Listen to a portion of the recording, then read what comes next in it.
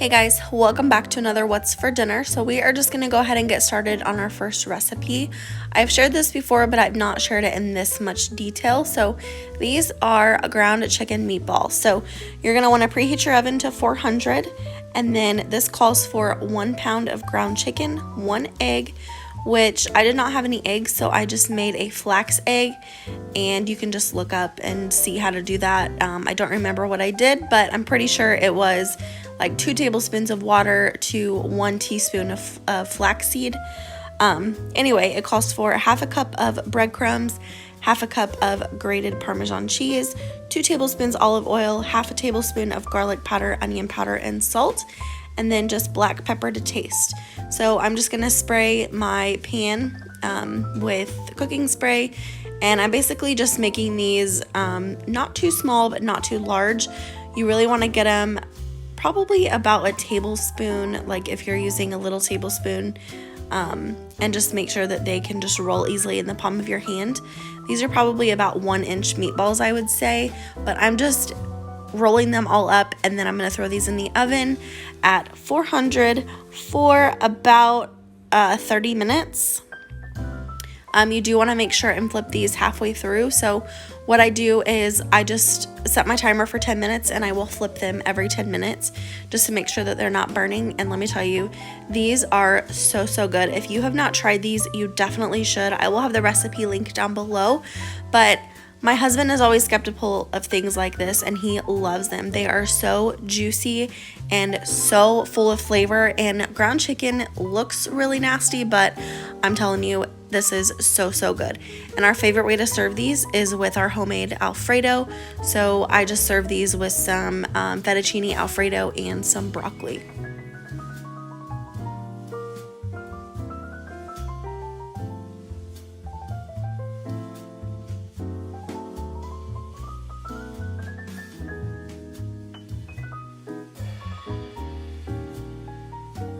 I also had some French bread in my freezer that I needed to use up, so I just made some homemade garlic bread. Here's what everything looks like when it all came together. If you guys are interested in my Alfredo recipe, I will have it linked down below, but here's what my plate looks like when it is all done, and this was probably my favorite meal of the week. Okay, this next meal is super easy. I just have 3 really large potatoes. I'm just peeling and chopping. I'm trying to get everything all the same size, but I actually got this recipe from Mandy in the Making. I've got my oven preheated to 425, and I'm just going to toss these with some olive oil, and then I have some onion soup mix in my cabinet that I needed to use up. So I'm just gonna toss with olive oil, like I said, and then onion soup mix. And I will throw these on a cookie sheet, and I'll spray it really good with some cooking spray and line it with aluminum foil.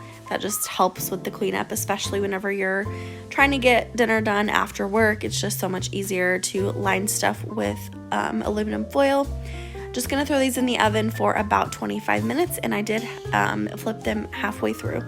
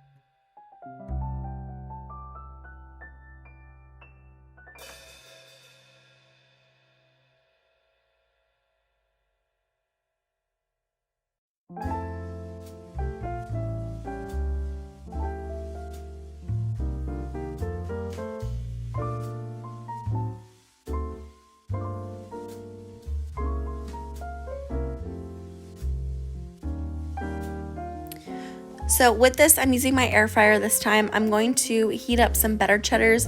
These are just smoked sausage with cheese in them, and we love putting these on the grill, but they are also really good in the air fryer. So I'm just heating those up, And then I had some pastaroni that I needed to use up, so we're gonna have that as a side. I believe this is white cheddar and broccoli flavor. So here's what the smoked sausage looked like when it came out of the air fryer. I just put it in there on about 380 for about 4 minutes, and then now I'm going to put them in the hot dog buns, put them back in the air fryer for only 3 minutes. I did overcook these just a little bit, but my husband loved them like that. He loves the toasted buns. So if you have not made, you know, smoked sausage or hot dogs in your air fryer, you definitely should. I will link Jen Chapin's video down below where she explains how to do all this. Of course, I learned this from her. So that is what we're doing here. Here's what everything looks like when it came out, when everything is all done. And this white cheddar broccoli pastaroni was really, really good. And then here's what my plate looks like when it is all done.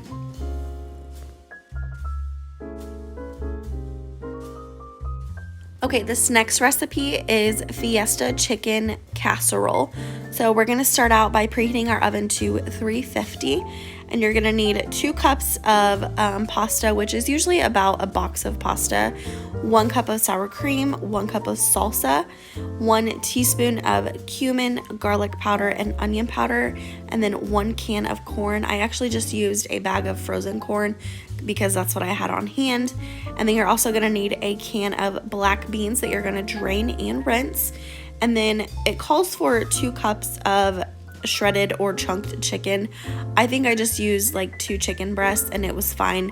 It's all just about preference. And then you're also gonna need some shredded cheese. So you're just gonna throw all of this in a bowl while your noodles are cooking, and then you're going to wait until everything comes together. I had actually prepped my chicken a couple days before, because I like to do that on the weekends if I know I'm going to be needing chicken. Since it takes a little bit longer to cook, I went ahead and prepped it. So I will just throw that in as soon as everything comes together.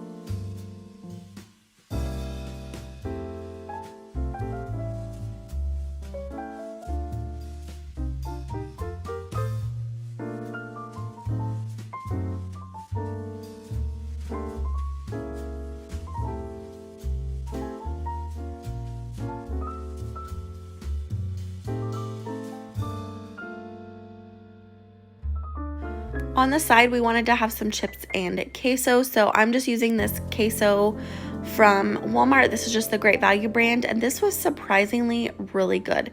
So I'm just heating this up in a pan just to get it all nice and hot. And then I'm going to go ahead and get started on putting the pasta all together. So you'll see me use a couple pans because this made so much pasta and I could not get it all in a 9x13. I actually ended up having to use my lasagna pan to get it all in there. I don't remember, I think it's a 10x17 maybe. It's a really, really big pan. So just, you know, keep that in mind if you're making this. It does make a ton.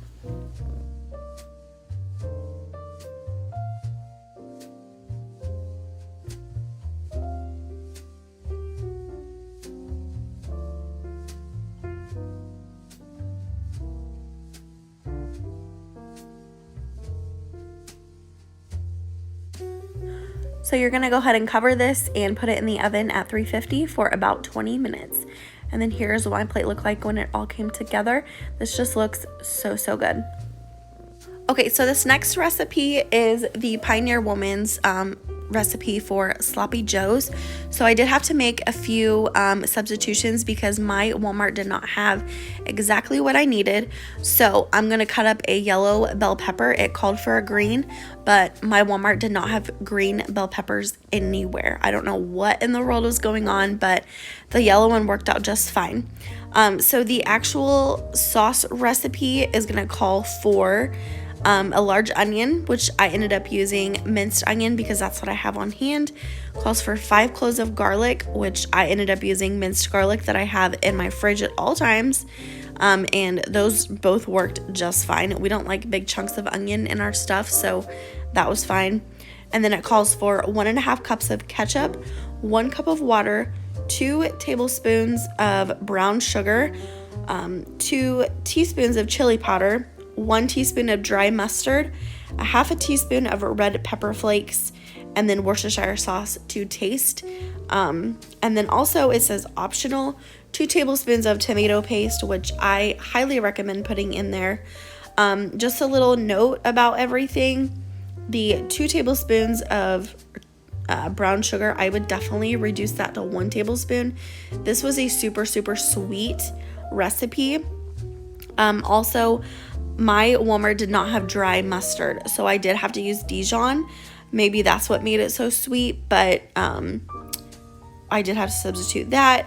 And then the red pepper flakes, I did not add 1/2 teaspoon. I added like 1/4 teaspoon, and we could still really taste the red pepper flakes in there. So you can just look at the recipe. I will have a link down below and just substitute what you think you need to substitute. But I'm telling you right now, I will never buy Manwich again. I will always use this recipe and continue to tweak it to my family's needs.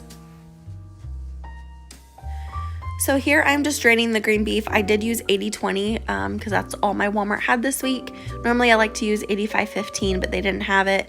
And I never drain my ground beef into the sink. I used to whenever we used to live in an apartment together, but I quickly learned that when I moved into my next house not to do that anymore.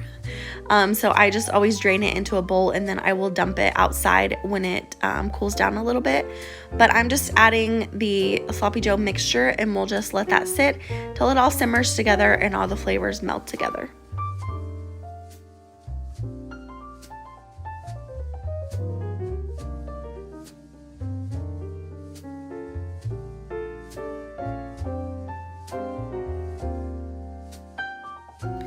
And then here's what my plate looked like when it all came together. We just served this with some cheesy potatoes and some green beans. I hope that you guys enjoyed this video. If you did, please give it a thumbs up. If you're new here, please subscribe. Other than that, I will see you in my next one. Bye, guys.